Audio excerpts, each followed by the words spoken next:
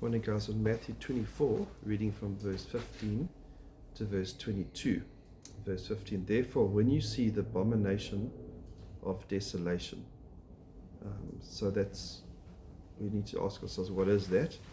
There's a couple of views on this. Preterist view is that that's the temple being destroyed in AD 70. Futurist view is a future fulfillment, and many guys believe in a dual fulfillment. In other words, both come to pass. But let's look at that, which was spoken through the prophet Daniel. So we know that this abomination of desolation is spoken in the prophet Daniel. Standing in the holy place, let the reader understand.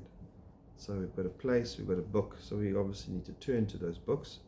Daniel 9:27, and he shall make a strong covenant for 1 week, and half of the week he shall put an end to the sacrifice and offering, and on the wings of abomination shall come the one who makes desolate, until the decree end is poured out on the desolator. So now we've got a timing as well.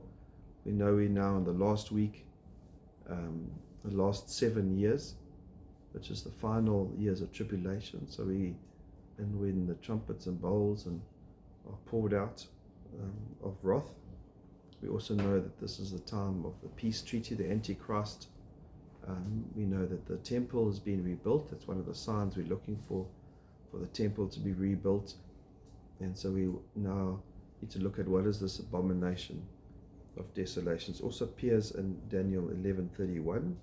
Forces from him shall appear and profane the temple and fortress, and shall take away the regular burnt offerings. So we know the burnt offerings will come back into the temple, and at this time they get taken away, and shall set up the abomination that makes desolate. And this is something else that happens in the temple in the last 7 years, roughly around the 3.5-year mark. Daniel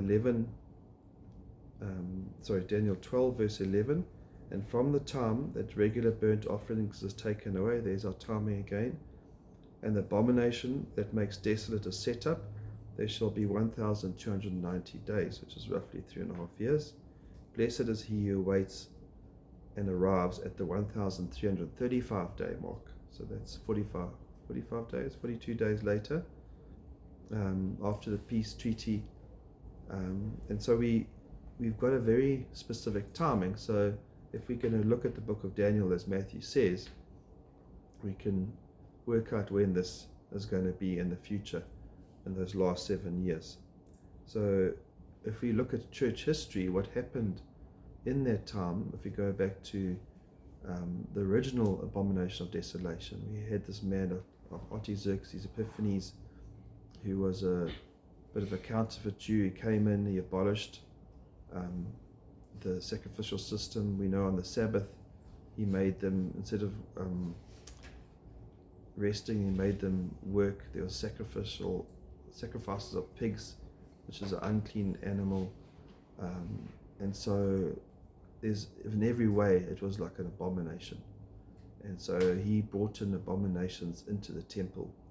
So we can look at those kind of things that's happened in church history and see, well, what kind of abominations will Satan bring? Maybe similar things, and probably even worse in the end. So what must we do? And those who are in Judea, this is if you in that time period, must flee up to the mountains. Those who are on the housetop must not go down to get things out that are in his house. You must remember, if you read through Revelation, those are hectic times, those last 7 years. And it's not a time to mess around. You just run. Maybe the mark of the beast is keeping everyone trapped in cities, and so you got to get out into the mountains where maybe there's less surveillance. Who knows what will happen, but we need to flee to the mountains. Whoever's in the field must not turn back to get his cloak, but woe to those who are pregnant and to those who are nursing babies in those days. But pray that your flight will not be in winter or on the Sabbath, because it'll just make it worse.